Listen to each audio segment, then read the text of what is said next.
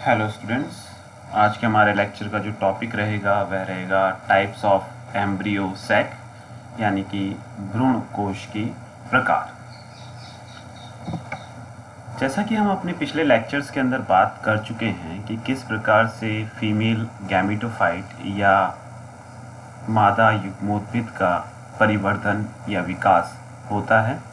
हमने देखा था कि जो एक फंक्शनल मेगास्पोर होता है, सक्रिय गुरु बीजाणु होता है, वह आगे चल कर के या यूं कह दें कि आगे विभाजित होकर के निर्माण कर लेता है 8 न्यूक्लिएटेड 7 सेल्ड स्ट्रक्चर का, जिसे अपन कहते हैं एम्ब्रियो सैक या भ्रूण कोश। अब इस भ्रूण कोश के निर्माण में विभिन्न प्रकार की विविधताएं देखने को मिलती हैं। आज उन्हीं के बारे में बात करेंगे कि किस किस प्रकार के ये भ्रूण कोश एम्ब्रियो सैक्स हो सकते हैं। तो जो आधार रखा गया है इन भ्रूण कोशों के प्रकार को विभेदित करने के लिए, वह रखा गया है कि जो भ्रूण कोश है उसके निर्माण में कितने मेगास्पोर या गुरु बीजाणु भाग ले रहे हैं। यानी जो भ्रूण कोश है, जैसे सामान्य तौर पर अपन ने देखा था कि मोनोस्पोरिक होता है, एक बीजाणु होता है, जहां अपन कहते हैं कि केवल एक जो मेगास्पोर है वह आगे चल करके भ्रूण कोश का निर्माण करता है। वह एक सामान्य प्रकार है। अब उससे भी विविधताएं देखने को मिलती हैं। कुछ जगह पर 2 मेगास्पोर तो कुछ जगह पर 4 मेगास्पोर पार्टिसिपेट करेंगे एम्ब्रियो सैक के निर्माण में। तो कितने जो गुरु बीजाणु है वह एम्ब्रियो सैक के निर्माण में भाग लेते हैं, यह एक आधार रखा गया है। अगर एक ही मेगास्पोर भाग ले रहा है तो उसे कहेंगे मोनोस्पोरिक। 2 मेगास्पोर पार्टिसिपेट कर रहे हैं एम्ब्रियो सैक के निर्माण में तो उसे कहेंगे अपन बाइस्पोरिक। और अगर 4 मेगास्पोर पार्टिसिपेट कर रहे हैं एम्ब्रियो सैक के निर्माण के लिए तो इस प्रकार के भ्रूण कोश को कहा जाएगा आपके टेट्रास्पोरिक टाइप का। दूसरा जो आधार है वह रखा गया है कि जो सक्रिय गुरु बीजाणु है उसके अंदर कितने विभाजन होते हैं।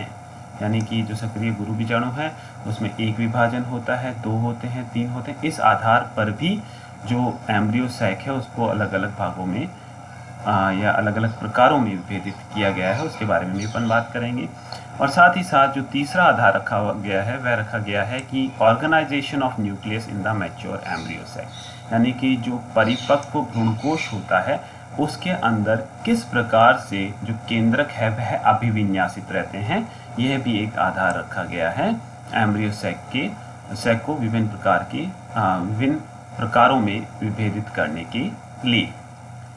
बात करते हैं एक एक करके एम्ब्रियो सैक्स के या भ्रूणकोश के प्रकारों के बारे में। तो सबसे पहले जो सामान्य प्रकार होता है जिसे अपन कहते हैं मोनोस्पोरिक प्रकार का एम्ब्रियो सैक, यहाँ अपन जानते हैं कि केवल और केवल जो एक ही या यूँ कहते हैं कि केवल एक जो मेगास्पोर होता है वही भाग लेता है भ्रूणकोश के निर्माण के लिए। तो जो आपकी सेल है वो सबसे पहले आपके मियोटिक डिवीज़न करेगी, 2 कोशिकाएं बनेंगी, रिडक्शनल डिवीज़न होगा जिसमें गुणसूत्रों की संख्या आधी हो जाएगी। फिर मियोसिस सेकेंड या मियोटिक डिवीज़न सेकेंड होगा और उसके परिणाम स्वरूप 4 मेगास्पोर्स का निर्माण हो जाएगा। ठीक है, ये सामान्य प्रक्रिया जो अपन पढ़ चुके हैं कि भ्रूणकोश का जो परिवर्धन था उसके अंदर अपन ने बात की थी कि जो आर्किस्पोरियल सेल होती है वो डिवीज़न करती है, मियोटिक डिवीज़न होते हैं। मियोटिक डिवीज़न की वजह से 4 मेगास्पोर्स का निर्माण हो जाता है और सामान्यतः केवल 1 मेगास्पोर जो कि चलाजल भाग की तरफ होता है वही सक्रिय मेगास्पोर होता है और जो भ्रूणकोश होता है उसका निर्माण करता है। ठीक है, तो सामान्य प्रकार वही अपन वापस बता रहे हैं कि 2 मियोटिक डिवीज़न हुए, उससे 4 मेगास्पोर बन गए और जो चलाजल मेगास्पोर है वह सक्रिय मेगास्पोर है।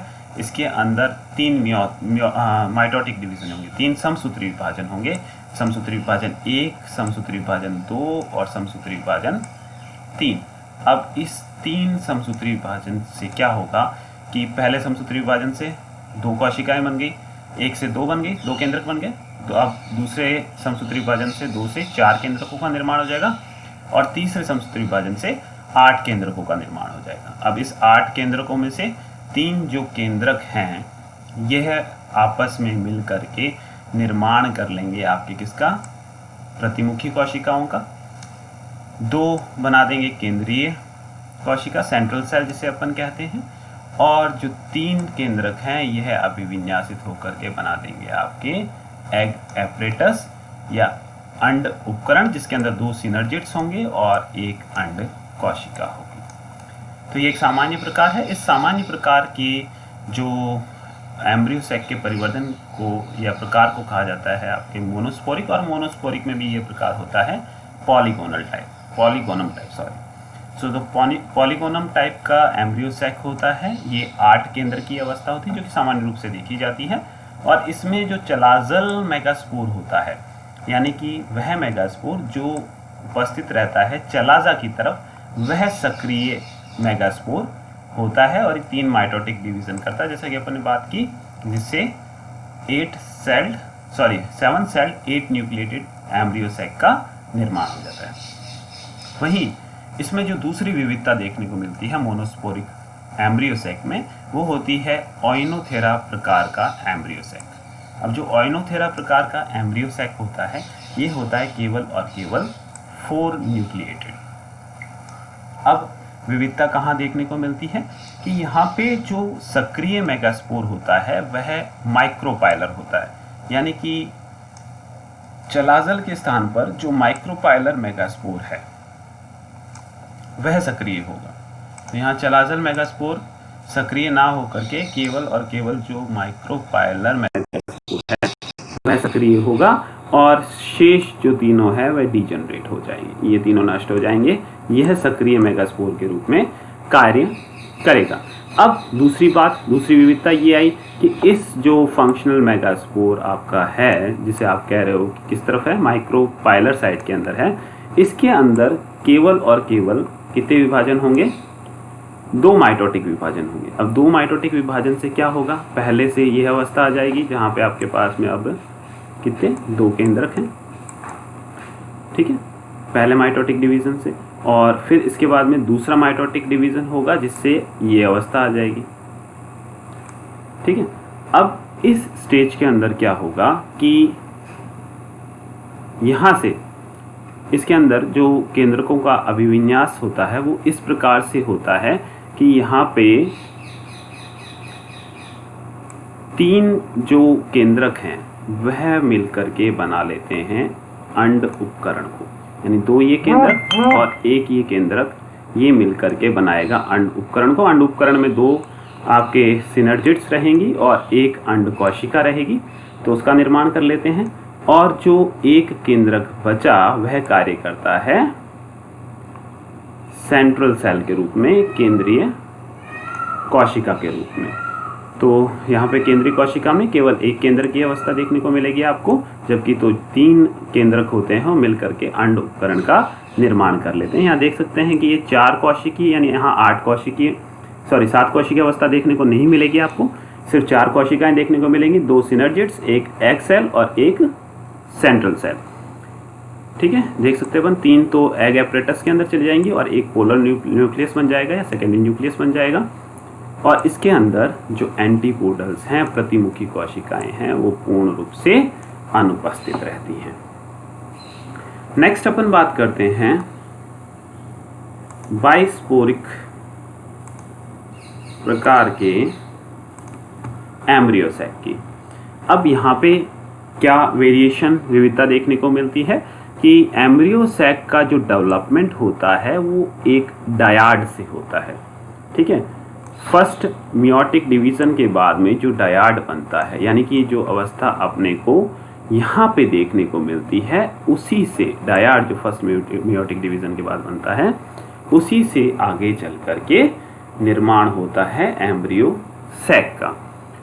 तो देख सकते हैं अपन यहाँ पे कि मियोटिक डिवीजन फर्स्ट हुआ, और मियोटिक डिवीजन फर्स्ट होने के बाद में 2 केंद्र की अवस्था आ गई। अब 2 केंद्र की अवस्था में अपन कहते हैं कि जो ये यहाँ पे भी 2 वेरिएशंस आपको देखने को मिलेंगे, आगे चल के इसके बारे में बात करेंगे।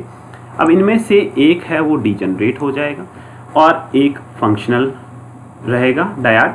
अब इसके अंदर क्या होंगे, इसके अंदर माइटोटिक डिवीजन होंगे, समसूत्री विभाजन होंगे। तो इसके अंदर जब समसूत्री विभाजन होगा तो अपन देखेंगे कि क्या निर्माण हो जाएगा। पहले समसूत्री विभाजन से 2 केंद्रकों का, दूसरे से 4 केंद्रकों का और तीसरे से निर्माण हो जाएगा आपके 8 केंद्रकों का। ठीक है, तो 8 केंद्र के यहाँ पे बन गए। अब ये 8 केंद्र किस प्रकार से अभिविन्यासित रहेंगे कि इनमें से जो एक एक केंद्रक हैं ये कंट्रीब्यूट करेंगे किसके निर्माण में, मतलब यहाँ से एक केंद्रक जो है वो इस स्थान पर आ जाएगा और यहाँ से भी एक केंद्रक इस स्थान पर आ जाएगा और निर्माण कर देगा आपके पोलर न्यूक्लियस का या सेकेंडरी सेल का। ठीक है, द्वितीय कोशिका जिसे अपन कहते हैं उसका निर्माण कर देगा। शेष यहाँ पे जो 3 केंद्रक बने ये अभिविन्यासित हो जाएंगे किसके रूप में, प्रतिमुखी कोशिकाओं या एंटीपोडल्स के रूप में अभिविन्यासित रह जाएंगे ये। और साथ ही साथ यहाँ पे जो आपके माइक्रोपाइलर एंड है, माइक्रोपाइलर एंड की जो या यूँ कहते हैं बीजांड द्वारीय क्षेत्र हैं वहाँ के जो 3 केंद्रक हैं ये अभिविन्यासित हो जाएंगे किसके रूप में, अंड उपकरण के रूप में, जहाँ पे 2 तो होंगी आपकी सिनर्जिड कोशिकाएं और 1 होगी आपके अंड कोशिका। तो यहाँ पे अपन देख सकते हैं कि इसके अंदर भी फर्दर 2 विविधताएं, आगे 2 विविधताएं देखने को मिलती है कि यदि जो चलाचल भाग का डायाड है वह पार्टिसिपेट करता है, वह भाग लेता है किसके निर्माण में, भ्रूण कोश के निर्माण में, तो यहाँ पे इस प्रकार को कहते हैं एलियम प्रकार का भ्रूण कोश परिवर्तन। और जो यदि इसके अंदर माइक्रोपाइलर यानी माइक्रोपाइल की तरफ उपस्थित या बीजांड द्वार की तरफ उपस्थित डायाड यदि भाग लेता है भ्रूण कोश के निर्माण में तो ये कहलाता है एंडीमियॉन प्रकार का एम्ब्रियो सैक परिवर्तन। तो यहाँ पे मेन अंतर जो ये है वह ये है कि यहाँ पे केवल एक जो स्पोर होता है वही पार्टिसिपेट करता है in the formation of embryo sac, जबकि यहाँ पे 2 जो स्पोर्स होते हैं, डायाड जो होता है वह पार्टिसिपेट करता है in the formation of embryo sac या भ्रूण कोश के निर्माण में, इसलिए इसे कहा जाता है बाइस्पोरिक। अब आगे बात करते हैं टेट्रास्पोरिक की। तो यहाँ पे यदि चारों के चारों जो उत्पाद हैं मियोटिक डिवीजन के या चारों के चारों जो हैप्लॉइड न्यूक्लियस हैं, अगुणित केंद्रक हैं, वो भाग लें भ्रूणकोश के निर्माण में तो इसे कहा जाएगा टेट्रास्पोरिक प्रकार का एम्ब्रियो सैक परिवर्तन। देख सकते हैं अपन जो मेगास्पोर मदर सेल है जिसे अपन कह रहे हैं कोशिका, इसमें जो मियोटिक डिवीजन या अर्धसूत्री विभाजन होता है उसके बाद में साइटोकाइनेसिस नहीं होती है।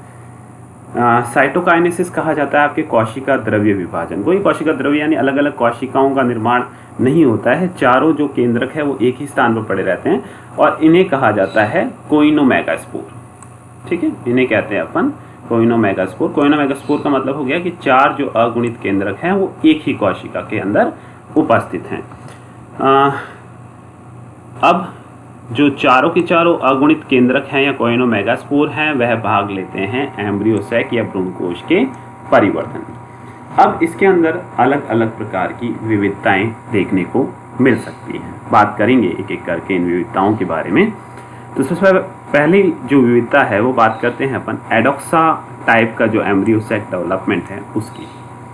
यहाँ क्या होगा कि जो आपकी एमएमसी है या मेगास्पोर मदर सेल है इसके अंदर मियोटिक फर्स्ट डिवीजन होगा, पहला ये अर्धसूत्री विभाजन प्रथम है ना। तो अर्धसूत्री विभाजन प्रथम होगा तो एक केंद्रक से 2 केंद्रक बन गए और अर्धसूत्री विभाजन दूसरा हुआ तो यहाँ पे 2 से 4 केंद्रकों का निर्माण हो गया।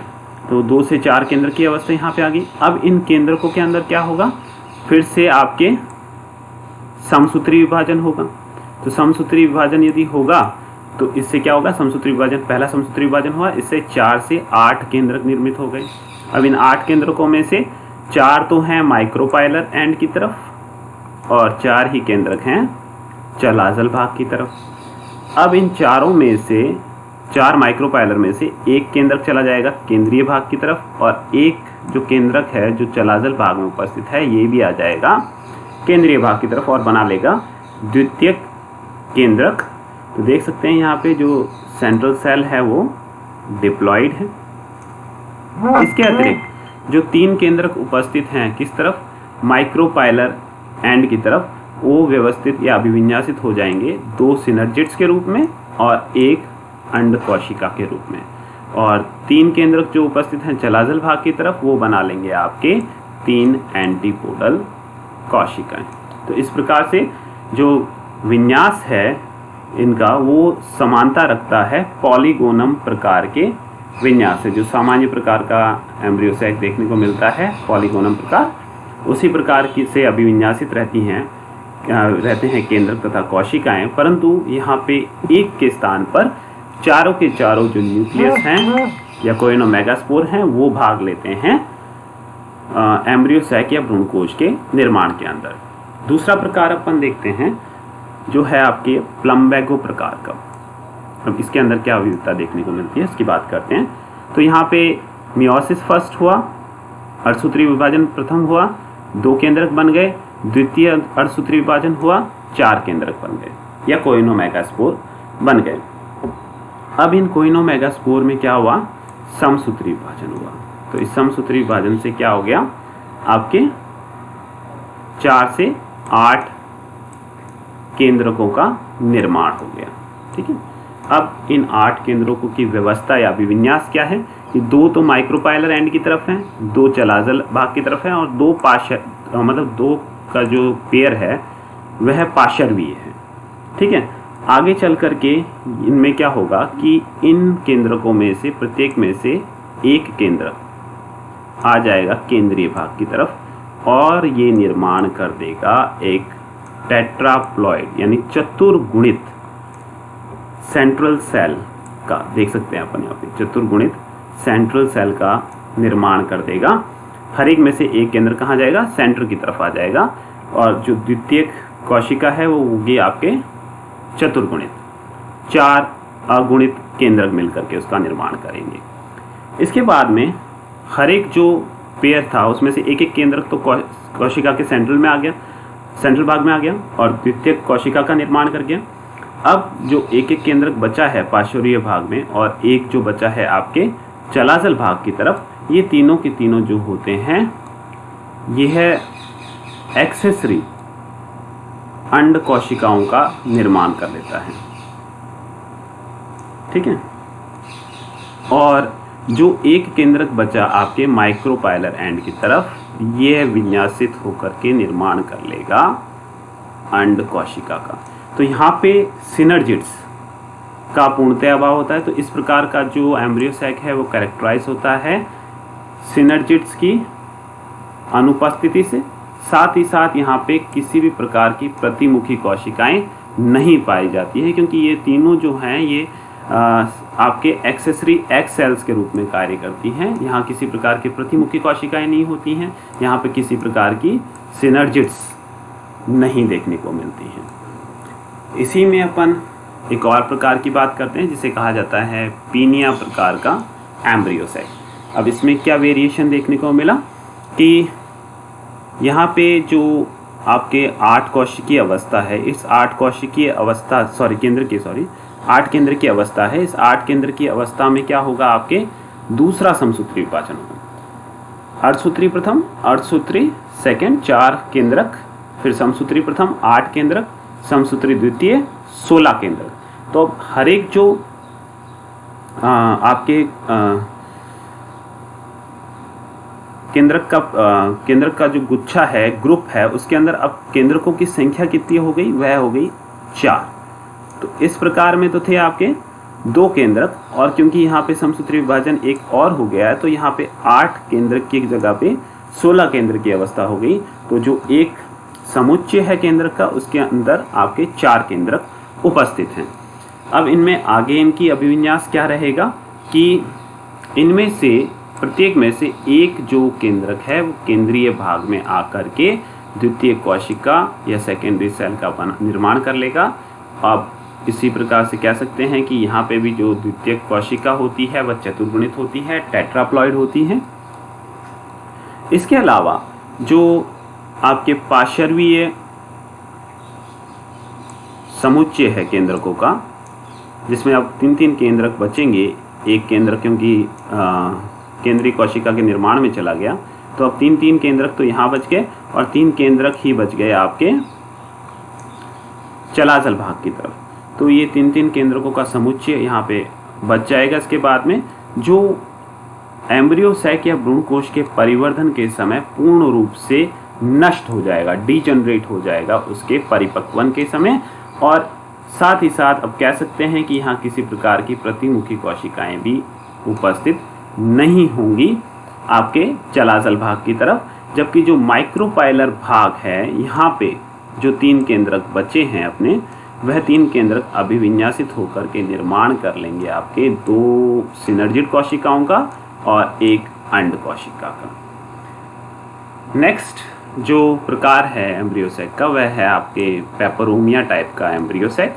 अब इसके अंदर क्या वेरिएशन देखने को मिलता है कि अपने पास में प्रथम समसूत्री विभाजन के बाद में 8 केंद्रक यहाँ पे अपने को देखने को मिले। अब इन 8 केंद्रकों में फिर समसूत्री विभाजन होगा और इससे बन जाएंगे आपके 16 केंद्रक। अब इन 16 केंद्रकों में से जो 2 केंद्रक हैं जो कि उपस्थित हैं माइक्रोपाइलर एंड की तरफ, यह 2 केंद्रक अभिविन्यासित हो जाएंगे अंड उपकरण के रूप में। एक निर्माण कर लेगा आपके अंड कोशिका का, एक निर्माण कर लेगा सिनर्जिड का। तो इस प्रकार से इस जो वेरिएशन है या पेपरोमिया प्रकार का जो एम्ब्रियो सैक है, वो है कैरेक्टराइज होता है केवल सिंगल सिनर्जिड की उपस्थिति से। केवल एक ही सिनर्जिड यहाँ देखने को मिलती है। इसके अलावा जो 8 जो केंद्रक हैं वह अभिविन्यासित होकर निर्माण कर लेते हैं एक ऑक्टाप्लॉइड सेंट्रल सेल का, यानी 8 गुणित यानी 8 केंद्रक, अगुणित केंद्रक मिल करके निर्माण कर लेंगे द्वितीय केंद्रक का। तो टोटल जो सेल्स थी या यूँ कहते हैं टोटल जो न्यूक्लियस थे वो थे 16 में से 2 ने बना लिए आपके अंड उपकरण, 8 इन्वॉल्व हो गई in the formation of secondary cell, तो टोटल हो गया 10। और जो 6 हैं वह अभिविन्यासित हो जाएंगी। 6 जो किस तरफ हैं, चलाजल भाग की तरफ हैं, वह अभिविन्यासित हो जाएगी in the form of antipodal प्रतिमुखी कोशिकाएं। तो इस प्रकार का जो एम्ब्रियो सैक है यह कैरेक्टराइज होता है by the presence of a single synergid and 6 antipodal cells, 6 प्रतिमुखी कोशिकाएं। बात करते हैं नेक्स्ट प्रकार का जो एम्ब्रियो सैक या भ्रूणकोश है उसकी। तो यह प्रकार कहलाता है ड्रूसा टाइप का। ड्रूसा टाइप में क्या होता है कि आपका मियोटिक डिवीजन फर्स्ट हुआ, 2 केंद्रक बने, मियोटिक डिवीजन सेकंड हुआ, 4 केंद्रक बने। अब इन 4 केंद्रकों में से 3 केंद्रक तो उपस्थित हैं आपके चलाजल भाग की तरफ, 1 केंद्रक उपस्थित है आपके माइक्रोपाइलर भाग की तरफ। अब इनके अंदर क्या होगा, अब इनके अंदर होगा समसूत्री विभाजन प्रथम। तो समसूत्री विभाजन प्रथम जैसे ही होगा इसके अंदर प्रथम समसूत्री विभाजन, वैसे ही इनमें निर्माण हो जाएगा 8 केंद्रकों का। अब 8 में से 2 उपस्थित हैं माइक्रोपाइल की तरफ और या बीजांड द्वार की तरफ, और जो 6 हैं वह उपस्थित हैं आपके चलाजल भाग की तरफ। फिर इनमें होगा माइटोटिक या समसूत्री विभाजन द्वितीय, तो 8 से बन जाएंगे 16 केंद्रक। 16 में से 4 उपस्थित हैं आपके माइक्रोपाइल की तरफ और 12 केंद्रक उपस्थित हैं चलाजल भाग की तरफ। अब जो माइक्रोपाइलर एंड से 1 केंद्रक है और चलाजल भाग से 1 केंद्रक है, यह माइग्रेट करेगा, यह मूव करेगा कोशिका के केंद्रीय भाग की तरफ और निर्माण कर लेगा आपके द्विगुणित द्वितीयक कोशिका का। डिप्लॉइड सेकेंडरी सेल हो गई यहाँ पे अपन कह सकते हैं।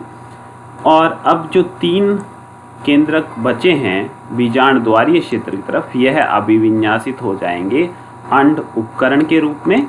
इनमें से 2 तो सिनर्जिड्स का निर्माण कर लेंगे और 1 केंद्रक बना लेगा आपके अंड कोशिका को।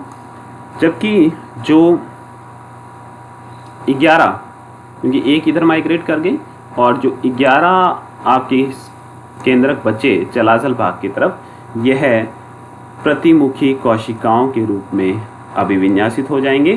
तो इस प्रकार का जो एम्ब्रियो सैक या भ्रूणकोश है, यह कैरेक्टराइज होता है by the presence of 11 antipodal cells. 11 प्रतिमुखी कोशिकाएं उपस्थित रहती हैं। नेक्स्ट प्रकार की बात करें अपन, तो ये कहलाता है आपके फ्रिटलेरिया टाइप का। अब इसमें क्या होता है कि आपके प्रथम अर्धसूत्री विभाजन हुआ, 2 केंद्रक बन गए, द्वितीय से निर्माण हो गया आपके 4 केंद्रक होगा। ठीक है। अब जो 3 केंद्रक चलाजल भाग की तरफ हैं, इनमें स्पिंडल फ्यूजन होने से यह एक ट्रिप्लॉइड फॉर्म में उपस्थित रहते हैं, त्रिगुणित अवस्था के अंदर उपस्थित रहते हैं। एक केंद्रक उपस्थित रहेगा आपके माइक्रोपाइल की तरफ। अब इनके अंदर क्या होगा, समसूत्री विभाजन होगा। समसूत्री विभाजन से यहाँ 2 केंद्रक बन गए, यहाँ पे भी समसूत्री विभाजन हुआ तो 3 केंद्रक आपस में फ्यूज थे, तो यहाँ से 6 केंद्रक बन गए और 6 केंद्रक 2 समुच्चयों में उपस्थित हैं, ट्रिप्लॉइड के फॉर्म में। अब पुनः इनके अंदर क्या होगा, आपके समसूत्री विभाजन होगा और समसूत्री विभाजन से यहाँ 4 केंद्र की अवस्था आ गई और यहाँ पे 4 जो ट्रिप्लॉइड सेल्स हैं वो उपस्थित हैं। त्रिगुणित जो केंद्रक हैं, त्रिगुणित जो समुच्चय है, 3 का समुच्चय, उसके अंदर उपस्थित है केंद्र। पुनः अब इनका अभिविन्यास किस प्रकार से होगा कि इनमें से एक केंद्रक और एक जो आपके स्पिंडल फ्यूजन से निर्मित ट्रिप्लॉइड केंद्रक है, ये माइग्रेट कर जाएंगे कोशिका के केंद्रीय भाग की तरफ और केंद्रीय भाग में जाकर के ये बना लेंगे एक चतुर्गुणित द्वितीयक कोशिका को। 3 जो केंद्रक बचे आपके माइक्रोपाइलर एंड या बीजांड द्वारीय क्षेत्र के अंदर, यह अभिविन्यासित हो जाएंगे अंड उपकरण के रूप में, 2 सिनर्जिड्स और एक अंड कोशिका। अब जो 3 समुच्चय बाकी हैं ट्रिप्लॉइड न्यूक्लियस के, यह अभिविन्यासित होकर के चलाजल भाग की तरफ निर्माण कर लेंगे 3 एंटीपोडल या प्रतिमुखी कोशिकाओं का। और ये तीनों जो प्रतिमुखी कोशिकाएं हैं, ये कैसी होंगी, त्रिगुणित होंगी। तो इस प्रकार का जो एम्ब्रियो सैक है, यह कैरेक्टराइज होता है by the presence of triploid antipodal या प्रतिमुखी कोशिका। नेक्स्ट जो वेरिएशन है वो है प्लम्बेजिला टाइप का। अब इसके अंदर क्या वेरिएशन देखने को मिलता है कि यहाँ तक तो यह समान रहेगा किसके, फ्रिटलेरिया टाइप के, यानी कि मियोसिस 1 2 केंद्रक, मियोसिस 2 4 केंद्रक। अब इन 4 केंद्रकों में से 3 स्पिंडल फ्यूजन की वजह से इस क्षेत्र में और एक माइक्रोपाइलर क्षेत्र में। फिर इसके अंदर क्या होगा, आपके जो मियोटिक डिवीजन होगा वो होगा, सॉरी माइटोटिक डिवीजन होगा वो होगा। माइटोटिक डिवीजन से 1 से 2 केंद्रक बन जाएंगे आपके, और यहाँ पे भी जो ट्रिप्लॉइड स्पिंडल फ्यूजन की वजह से 2 ट्रिप्लॉइड न्यूक्लियस का एक अलग अलग समुच्चय बन जाएगा। इसके बाद में जो अभिविन्यास होता है वह अलग देखने को मिलता है। यहाँ पे नेक्स्ट जो माइटोटिक डिवीजन है या समसूत्री विभाजन है वो देखने को नहीं मिलेगा, और यह जो केंद्रक है वो इस प्रकार से अभिविन्यासित रहेंगे कि इनमें से जो एक केंद्रक है, एक केंद्रक माइक्रोपाइलर क्षेत्र की तरफ से, और इन ट्रिप्लॉइड में से एक समुच्चय जो चलाजल भाग की तरफ उपस्थित है, इनमें से एक समुच्चय चला जाएगा केंद्रीय भाग की तरफ और निर्माण कर देगा एक चतुर्गुणित या टेट्राप्लॉइड द्वितीयक कोशिका का। जो एक केंद्रक बचा है आपके किस तरफ, माइक्रोपाइलर या बीजांड द्वारीय क्षेत्र की तरफ, ये अभिविन्यासित होकर निर्माण कर लेगा आपके अंड कोशिका को। तो सिनर्जिड्स इसके अंदर अनुपस्थित रहेंगे। साथ ही साथ यहाँ पे जो एक समुच्चय बचा है, यह विन्यासित होकर के निर्माण कर लेगा एक त्रिगुणित एंटीपोडल या प्रतिमुखी कोशिका का। प्रतिमुखी कोशिका भी एक होगी जो ट्रिप्लॉइड होगी, एक ही अंड कोशिका होगी, सिनर्जिड्स इसके अंदर अनुपस्थित रहेंगे। धन्यवाद।